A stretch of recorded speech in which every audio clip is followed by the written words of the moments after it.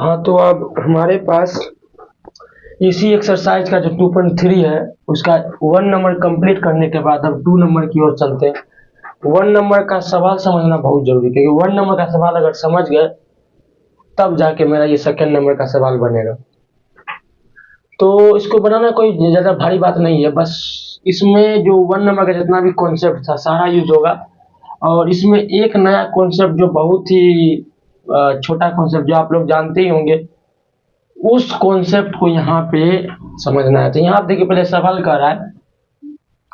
Check whether the first polynomial is factor of second polynomial by applying division algorithm. हम बताए थे यहाँ पे डिवीजन एल्गोरिथम लिखा हुआ है, तो कहने का फिर मतलब हमारे पास आ जाता है कि डिवीजन एल्गोरिथम बताए थे क्या होता है, जो कि हमारे पास होता है dividend equal to divisor into quotient plus हमारे पास होता है रिमाइंडर। ठीक, तो इस डिवीजन एल्गोरिथम मतलब इस फॉर्मूला से या कहे तो इस रिलेशन से हमको इन को पता करना है कि ये जो g है, जो हमारा यहाँ पे gt gx है यहाँ पे, वो इस पॉलिनोमियल का फैक्टर होना चाहिए। तो हम फैक्टर समझाने का मतलब आपको ये समझाए थे कि फैक्टर कहता किसे, तो फैक्टर आप लोग समझते हैं वो किसे कहता है। फैक्टर कहने का मतलब जैसे कि मान लेते हैं कि कोई भी हमारा जो क्वाड्रेटिक जो जिसमें से मिडिल टर्म स्प्लिटिंग वाला मेथड करते थे, उस मेथड से हम लोग क्या करते, जैसे कि हमारे पास x² प्लस 2x प्लस हमारे पास है 1, तो इसको अगर हमको देखेंगे तो इसका अगर फैक्टराइज करेंगे तो हमारे पास हो जाएगा क्या चीज, x² प्लस x प्लस 1, यहाँ से x प्लस 1 हो जाएगा, प्लस 1 लेंगे तो x प्लस 1 हो जाएगा, तो यहाँ से x प्लस 1 और यहाँ पे फिर x प्लस 1, इसका ये हो गया। अगर इसको फैक्टराइज किए तो हमारा यहाँ पे ये आ गया। तो जैसा कि हम लोग जानते हैं कि हमारे पास कि ये जो है ये x प्लस 1 और ये जो x प्लस 1 दोनों तो हालांकि सेम है, लेकिन ये और ये इसका फैक्टर है। मतलब अगर इसको इससे डिवाइड देंगे तो ये पूरी तरीके से कट के हमको रिमाइंडर 0 दे देगा। और अगर यहाँ x प्लस 1 है, ये x प्लस 1 की अलग बात कर रहे हैं, इस x प्लस 1 की अलग बात कर रहे हैं, क्योंकि ये क्वाड्रेटिक पॉलिनोमियल से हमारे पास 2 तो फैक्टर होगा ही। तो ये इसको डिवाइड करके इस पूरे टर्म को डिवाइड करके 0 बना दे, मतलब रिमाइंडर में 0 ला दे, तो ये उसका फैक्टर कहलाएगा। ये अगर इस पॉलिनोमियल को डिवाइड करके, ऐसा तो यहाँ पे होगा ही, लेकिन अलग कंडीशन, जैसे ये नहीं मालूम है कि इसका फैक्टर है, तो वही जानना है कि फैक्टर किसे कहते हैं। फैक्टर उसे कहते हैं जो एक पॉलिनोमियल को पूरी तरीके से क्या हो, डिवाइड देकर रिमाइंडर 0 कर दे, तो वो उसका फैक्टर कहलाता है। तो यहाँ से यही फैक्टर का जो डिफिनेशन होता है जो हम लोग जान चुके हैं। अब हमारे पास,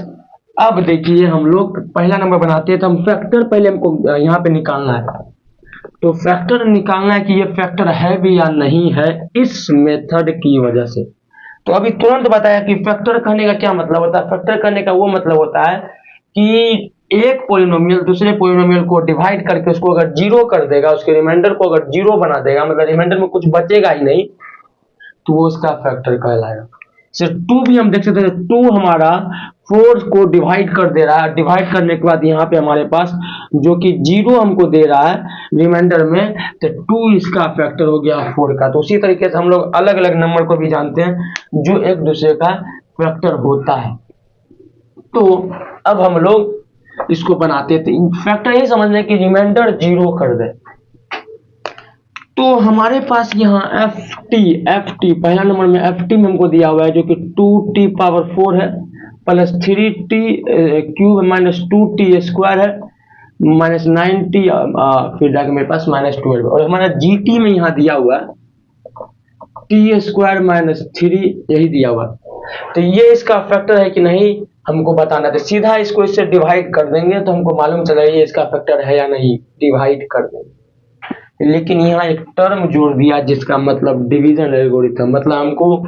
इस मेथड से करना है। इसको डिवाइड कर देंगे, रिमाइंडर अगर 0 आ गया तो हम लोग जान ही जाएंगे कि इसका फैक्टर है, लेकिन मेथड हमको इससे करना है, तो डिवाइड तो हम लोग कर नहीं सकते। तो इस मेथड से करने के लिए हमारे पास मान लेते ये हमारा डिविडेंट है, ये हमारा डिवीजर है, और जब डिवाइड देंगे तो हमारे पास क्यू एक्स, मतलब ये तो क्वेश्चन तो हमारे पास आएगा ही, और रिमाइंडर हमारे पास जो कि आर एक्स कहलाता है वो तो आएगा ही। और आर एक्स हमको जानते हैं, जब यहाँ कह रहा है कि हमारा वो फैक्टर है तो आर एक्स हमारा जीरो होना चाहिए, जीरो होना चाहिए। तो अब हम लोग वही जो पहला नंबर जो हमारा 1 नंबर का क्वेश्चन था इससे पहले वाला, उसमें जो कॉन्सेप्ट यूज हुआ था वही कॉन्सेप्ट यहाँ पे ये यूज करेंगे। ये टी स्क्वायर क्या करेगा, ये टी स्क्वायर इसको डिवाइड कर देगा, तो टी स्क्वायर टी 4 को डिवाइड करके, जो टी पावर 4 है डिवाइड क्या करेगा, हमारा बना देगा ए टी स्क्वायर। ठीक, ये फिर इसको डिवाइड करेगा, तो ये इसको डिवाइड करेगा तो बना देगा क्या चीज, बी टी। ये टी स्क्वायर टी क्यूब को डिवाइड करके क्या बना देगा, सिर्फ टी बचेगा। ये टी स्क्वायर इसको डिवाइड करके क्या कर देगा, प्लस का सी। कोई भी हमारा यहाँ पे टी वाला टर्म नहीं होगा, क्योंकि ये स्क्वायर इस स्क्वायर को खत्म कर देगा पूर्ण रूप से, और इसको ये टी स्क्वायर खत्म नहीं कर पाएगा, तो ये बच जाएगा मेरे पास रिमाइंडर, जो कि हमारे पास डी एक्स प्लस ई हो जाएगा। डी एक्स नहीं, डी हमारा यहाँ पे टी, क्योंकि हमारा जो यहाँ वेरिएबल है वो टी है। तो अब हमारे पास ये और ये, मतलब कि डिविजर क्वोशिएंट रिमाइंडर आ गया। तो यहाँ से हम लोग इस जो हमारा रिलेशन है उस रिलेशन में हम इसको पुटअप करेंगे, और यहाँ से हम लोग समझ जाएंगे कि हमारा कौन सा ए का वैल्यू क्या होगा, बी का वैल्यू क्या होगा, सी का वैल्यू, डी का और ई का वैल्यू क्या होगा। और वहां से अगर आर एक्स हमारा जीरो हो गया तो हम समझ जाएंगे कि ये जो है ये इसका फैक्टर है। सब चीज निकाल देंगे, A B C D E F G H सब निकालेंगे, ए बी सी डी ई निकालेंगे। उसके बाद जो उसका न्यूमेरिकल वैल्यू होगा, उसके बाद डी और ई को इसमें पुट करेंगे, और पुट करने के बाद अगर ये टर्म, ये जो मोनोमियल वाला हमारा टर्म है डी टी प्लस ई, ये अगर हमारा क्या होगा, जीरो के बराबर हो जाएगा, मतलब अगर ये अपने आप में कट छट के जीरो बन जाएगा, तो हम समझ जाएंगे कि ये जो है इसका फैक्टर है, क्योंकि फैक्टर बनने के लिए रिमाइंडर हमारा जीरो होना चाहिए, और यही हमारा रिमाइंडर है। तो पहला वाला अगर सवाल समझे तो कोई बड़ी बात नहीं है, बस यहाँ पे ये है कि ये जीरो पर होना चाहिए, और उसे हम जानते हैं फैक्टर का मतलब ये होता है कि काट करके उसको जीरो बना दे। यहाँ पे वही करते हैं जो हम लोग 1 साल से करते आ रहे हैं, प्लस 3t स्क्वायर, यही फॉर्मूला है। अच्छा, यही फॉर्मूला लिख देते फिर से, फॉर्मूला हमारे यहाँ जो है इसको हम लोग लिखते हैं एफ टी, जो कि है ही, उसके बाद हमारे पास जी टी इंटू हमारा क्यू, भाई यहाँ भी टी और टी एक्स लिख दिए, टी वाला टर्म है तो यहाँ होगा टी और यहाँ भी होगा टी, क्यू टी और प्लस हमारा आर टी। इतना ना एक्स का यूज किए हैं क्या कोई दूसरा हमारा वेरिएबल समझ में ही नहीं आता। तो एफ टी हमारा हो जाएगा 2t power 4 plus 3t cube minus 2t square minus 9t अब माइनस 12। जी टी कहे तो हमारे पास T square minus 3, Q T तो A T square plus B T या प्लस सी, प्लस हमारे पास हो जाएगा यहाँ पे डी टी या प्लस ई। अब यहाँ के बाद का जो प्रोसेस है हम लोग जानते आ रहे हैं कि इसको हम लोग इस टर्म के तरह लाएंगे, मतलब कि कंपैरिजन के लायक लाएंगे। कंपैरिजन कैसे करते हैं आपको मालूम है, इसको ऐसा लेवल पे लाएंगे या इसको ऐसा बना देंगे कि इससे और इससे हम इसको कंपेयर करके न्यूमेरिकल वैल्यू ले आए। इसके साथ तो छेड़खानी करना ही नहीं, जैसे है वैसे ये रहेगा, लेकिन इसका यूज जो है इसका न्यूमेरिकल वैल्यू जैसे 2 3 2 9 12 है उसका यूज करना। यहाँ पे हो जाएगा हमारे पास A T power 4 plus B T cube, हमारे पास plus C T square minus 3 A T square minus 3 B T अब माइनस हमारा 3 सी अब प्लस डी टी अब प्लस सी। फिर से बता दें, यहाँ कुछ नया नहीं हुआ है, जो पुराना था वही है, मतलब इसको इंटू करके यहाँ लिखिए।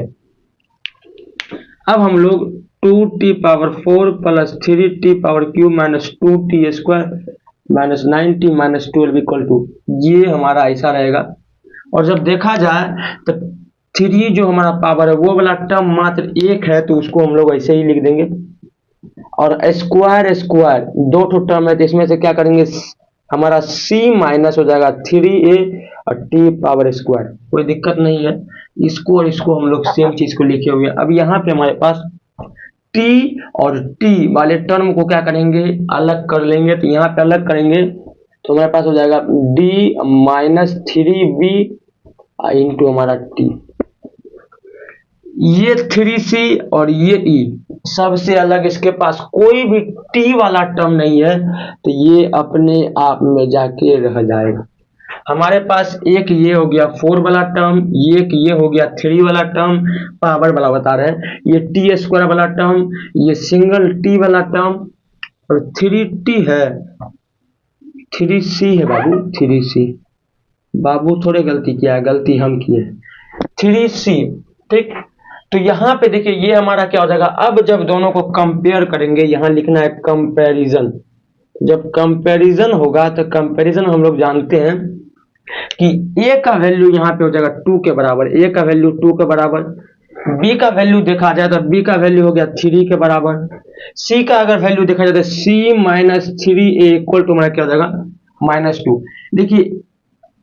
ऐसा काहे कर रहे हैं इसको, इसलिए ये आप समझते होंगे, ये थोड़ा सा आपको अंदर से समझना है कि ये जो है हमारा, इसको हम लोग ऐसा कर दिए हैं ताकि इस तरह के फॉर्म में आ जाए। ये इक्वल टू क्या समझा रहा है, इक्वल टू ये समझा रहा है कि जो इधर है वही इधर है, जो इधर है वही इधर, मतलब LHS बराबर RHS है हमारा।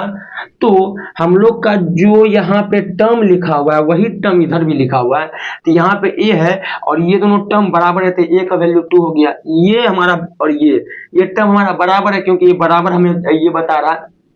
इसका बराबर होने का इजाजत ये दिखा रहा है। तो b हमारा 3 के बराबर हो जाएगा। फिर स्क्वायर वाले टर्म पे चलेंगे तो स्क्वायर वाला टर्म में c माइनस 3a -2 के बराबर हो जाएगा। और यहाँ से हमारे पास a का वैल्यू मिला हुआ है जो कि हमारे पास है 3 इंटू 2 मतलब -6, और -6 बराबर -2, तो c का वैल्यू क्या हो जाएगा यहाँ पे 4 हो जाएगा। -6 हो जाएगा, क्या होगा प्लस के साथ हो गया, ठीक। अब हम लोग के पास टी स्क्वायर वाला टर्म खत्म, अब हम लोग के पास टी वाला टर्म है। तो टी वाला टर्म में हम लोग जानते हैं कि ये हमारा प्लस होगा बाबू, ये प्लस होगा क्योंकि सारे टर्म को प्लस में लिए हुए हैं। और ये देखिए डी को देखेंगे तो डी के आगे प्लस लगा हुआ है, लेकिन 3b के सामने क्या लगा हुआ है, माइनस लगा हुआ है। तो ये हमारा प्लस वाला टर्म है, ये माइनस वाला टर्म नहीं है। प्लस माइनस का यहाँ ख्याल रखना पड़ेगा, जब इसको हम लोग क्या किए अंदर लिए, ब्रैकेट के अंदर लिए, तो ये प्लस रहेगा। डी के अगर इसको ब्रैकेट को खोलेंगे तो डी क्या होगा, प्लस के साथ ही रहेगा, और ब्रैकेट को फिर से खोलेंगे तो -3bt होगा, क्योंकि -3bt होता है, इसलिए यहाँ प्लस होगा, जो गलती से माइनस हमसे लिखा गया। डी माइनस हमारा हो जाएगा 3b इक्वल टू टी का वैल्यू हमारे पास क्या हो जाएगा -9, सॉरी टी का नहीं, टी वाले टर्म का हमारा जो न्यूमेरिकल वैल्यू था -9 था। तो यहाँ से हम लोग का फिर से b का वैल्यू मालूम है जो कि हमारे पास क्या है, यहाँ पे 3 है, तो 3 3 9, मतलब यहाँ पे हो गया -9 इक्वल टू -9। तो d का वैल्यू यहाँ से 0 बटे सन्नाटा हो गया, ये -9 इधर क्या करेगा, इसको प्लस करेगा तो हो गया 0। डी का वैल्यू आ गया। अंतिम में ई का वैल्यू निकालना है जो कि हमारा -3c प्लस ई, और ये हमारा कांस्टेंट टर्म, और -12 भी हमारा कांस्टेंट टर्म है। तो हम लोग जैसा जानते हैं कि 3c का वैल्यू मालूम है जो कि हमारा क्या हो गया, यहाँ पे हमारा हो जाएगा -12 प्लस ई इक्वल टू -12। देख रहे हैं c का वैल्यू यहाँ पे -12 है, तो e का वैल्यू फिर से यहाँ क्या हो गया 0, ये माइनस उधर क्या होगा प्लस, तो 0। अब हमारे पास ये जो टर्म था इस टर्म का वैल्यू आ गया, ये टर्म जो था इस टर्म का वैल्यू आएगा 2t² प्लस b का वैल्यू हमारे पास 3t, और हमारे पास c का वैल्यू हो जाएगा 4 जो कि प्लस में। तो इससे तो कोई मतलब हमें नहीं रखना है, इससे तो कोई मतलब रखना ही नहीं, हमको मतलब है इससे कि इसको हम लोग 0 कर दें, इसको हम लोग 0 कर दें, इस टर्म को हम लोग अगर 0 कर दें तब ये इसका फैक्टर हो जाएगा। और हमें फैक्टर ही समझना है, हमको फैक्टर ही जांच करना है, चेक करना है ये इसका फैक्टर है कि नहीं। फैक्टर होने के लिए रिमाइंडर को 0 होना पड़ेगा। तो d का वैल्यू 0, तो मतलब d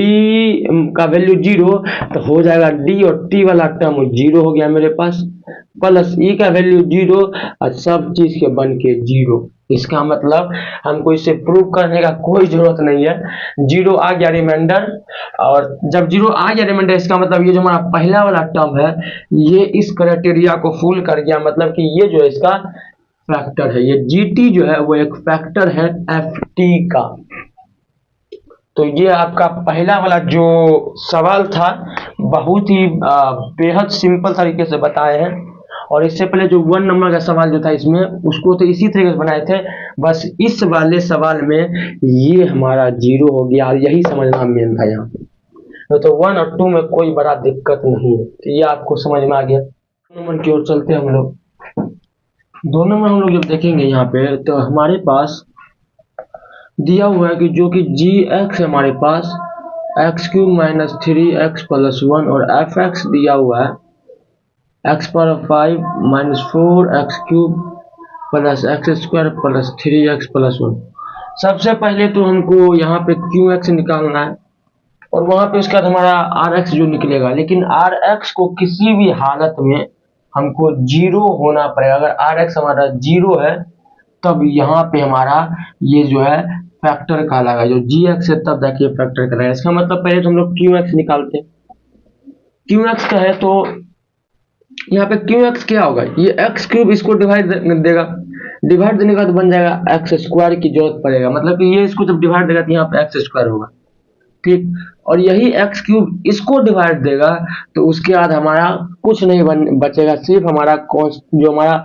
टर्म होगा न्यूमेरिकल टर्म वो सिर्फ बचेगा। और ये सबको ये एक्स क्यूब डिवाइड नहीं दे सकता। एक बात और, जब ये इसको डिवाइड देगा तो हमारे पास कुछ न कुछ तो नंबर एक ही क्यों ना हो लेकिन होगा तो जरूर,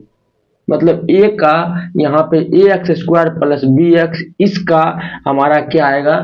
हमारा इक्वेशेंट आएगा जो कि यहाँ हम लोग को डिवाइड से इंटू करके हमारा ये चीज देगा। और इसी के साथ साथ हमारा यहाँ पे आर एक्स भी होगा, मतलब जो रिमाइंडर हम लोग जानते हैं कि ये इसको और इसको डिवाइड नहीं दे पाएगा। क्यों नहीं डिवाइड दे मालूम है, क्योंकि ये एक्स क्यूब है, ये एक्स स्क्वायर है, ये और ये इसको तीनों को डिवाइड नहीं दे पाएगा। तो यहाँ पे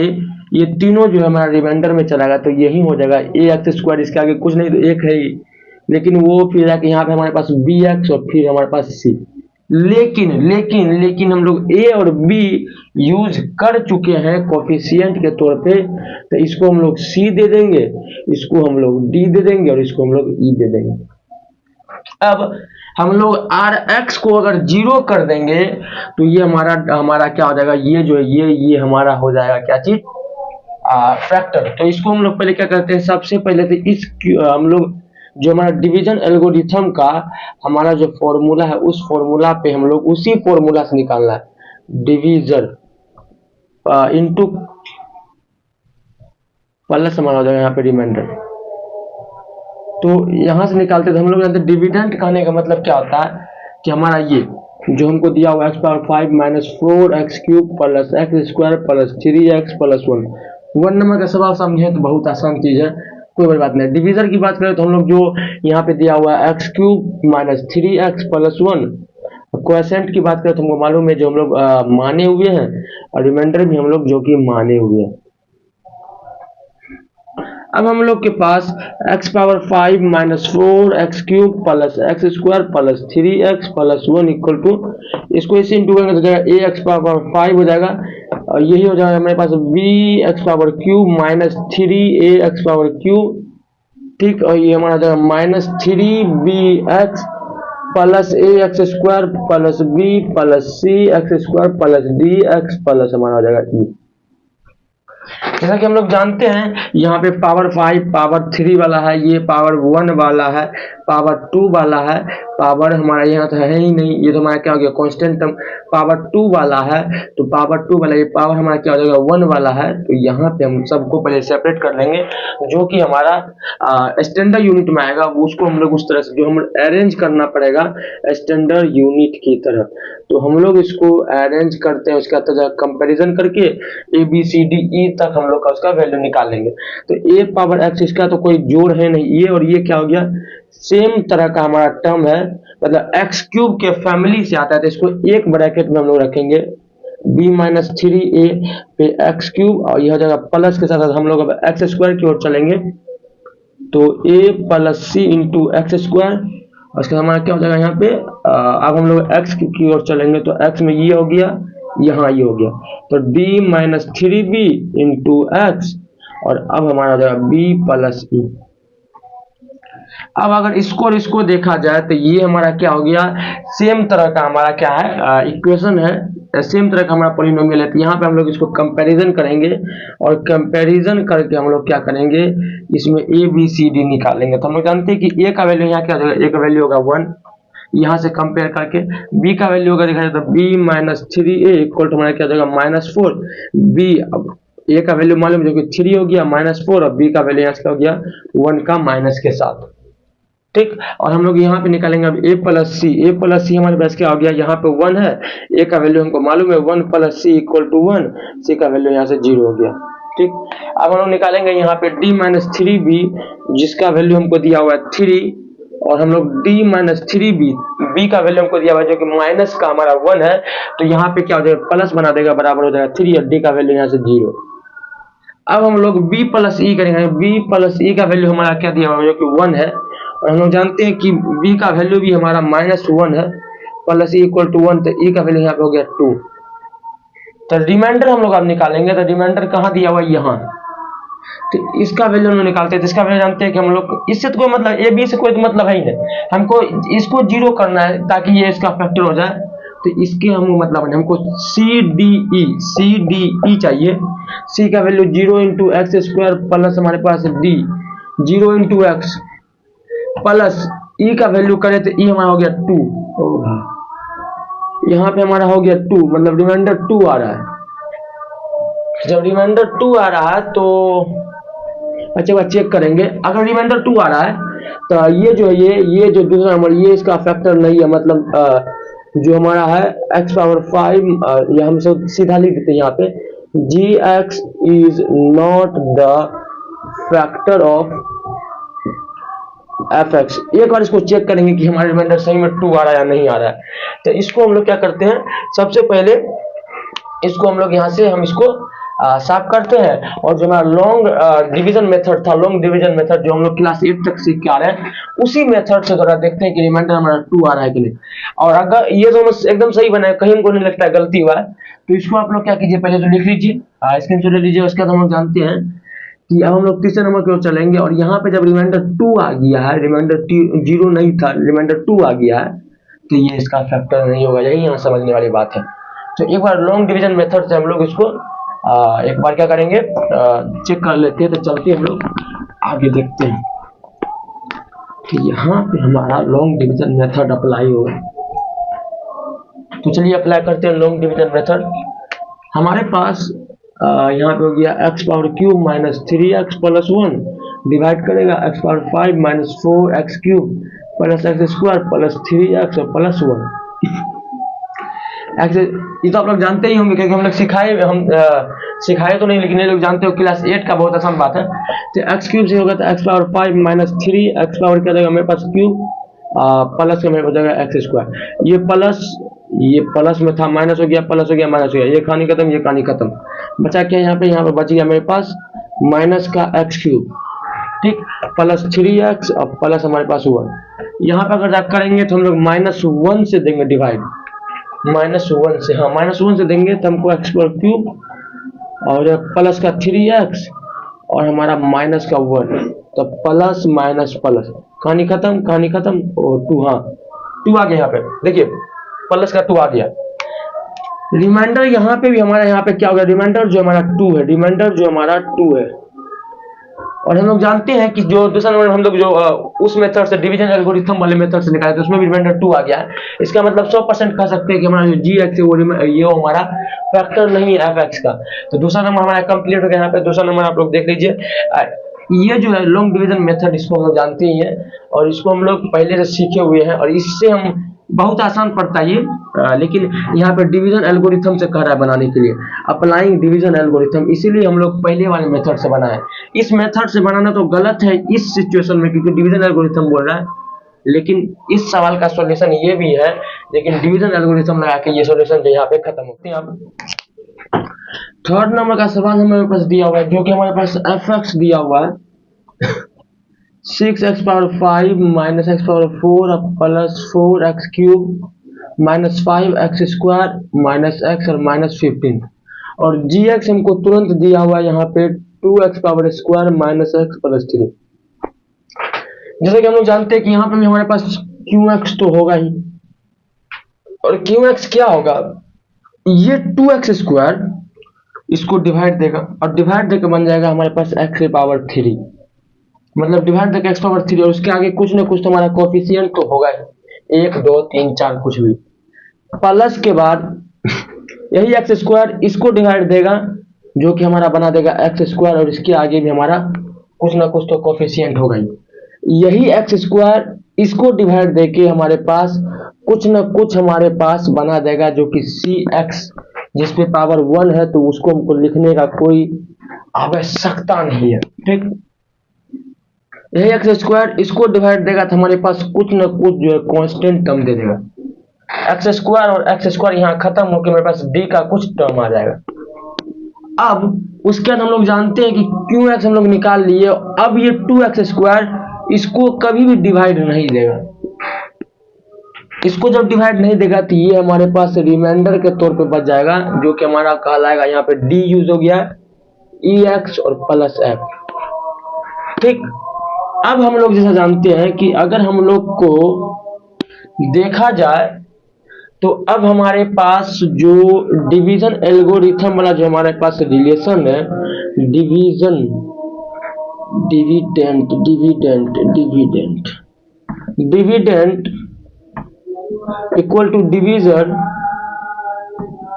इनटू क्वोशेंट, अब प्लस हमारे पास हो जाएगा रिमाइंडर। डिविडेंट में हम लोग के पास दिया हुआ है जो कि 6x power minus x power 4 plus 4x power cube minus,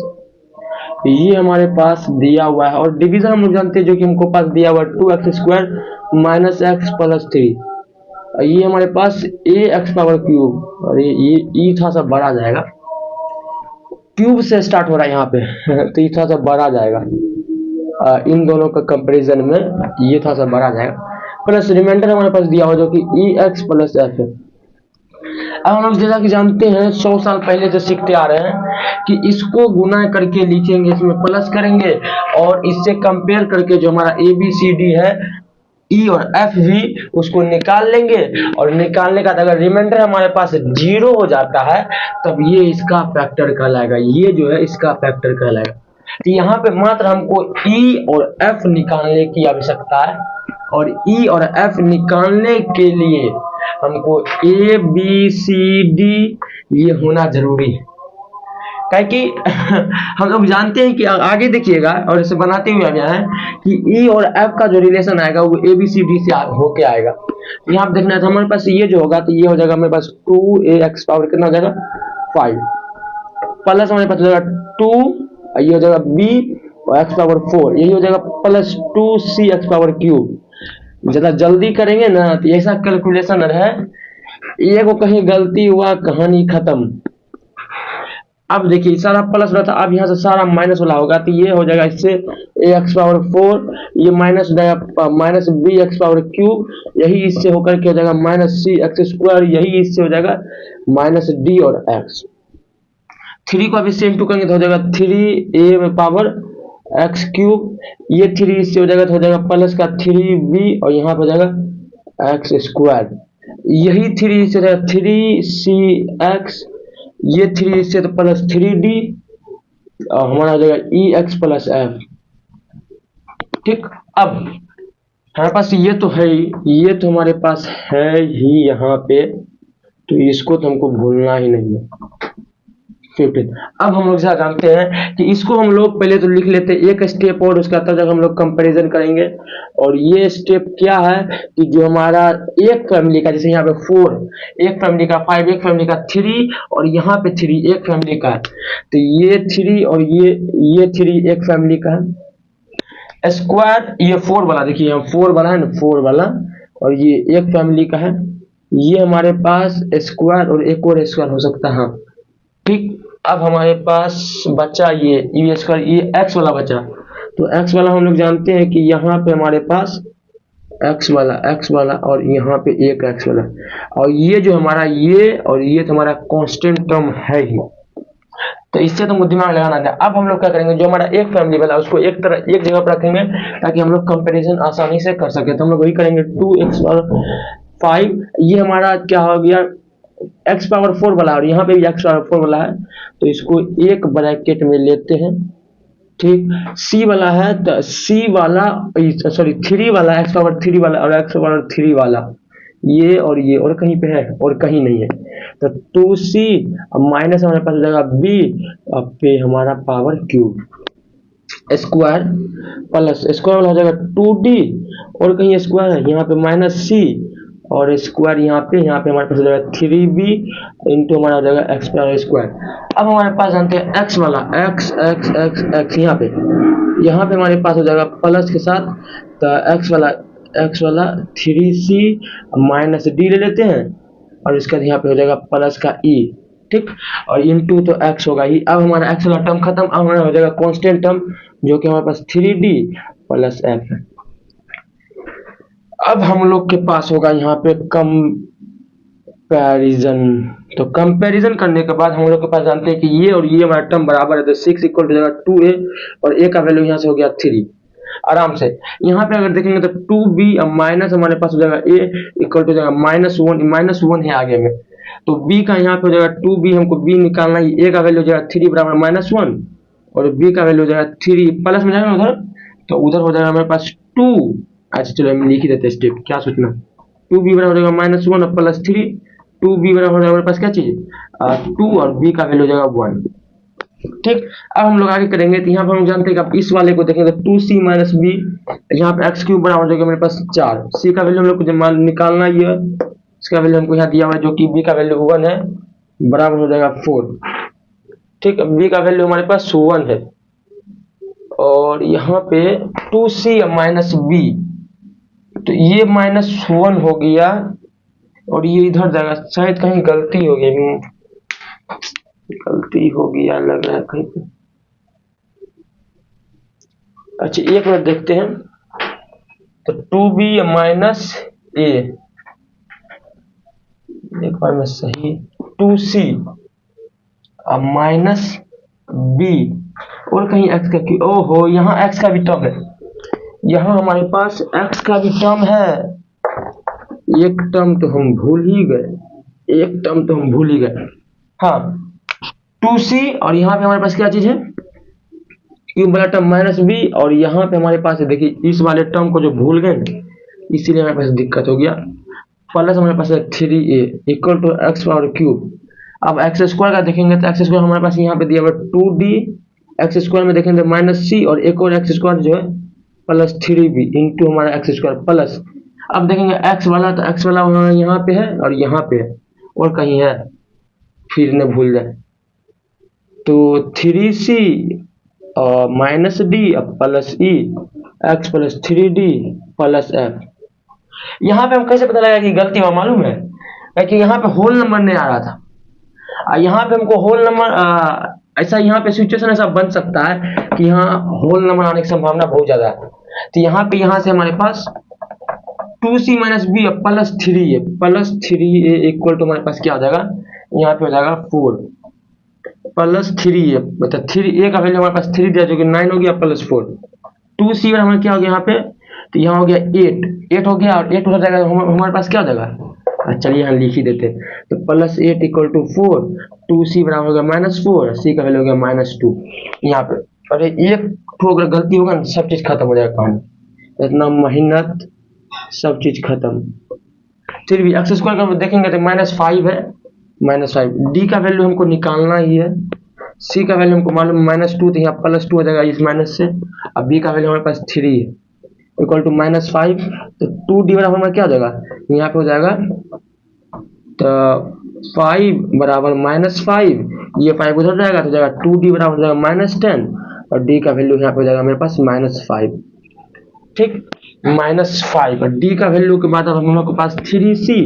minus D plus E equal to हमारे पास एक्स वाला क्या हो जाता है -1।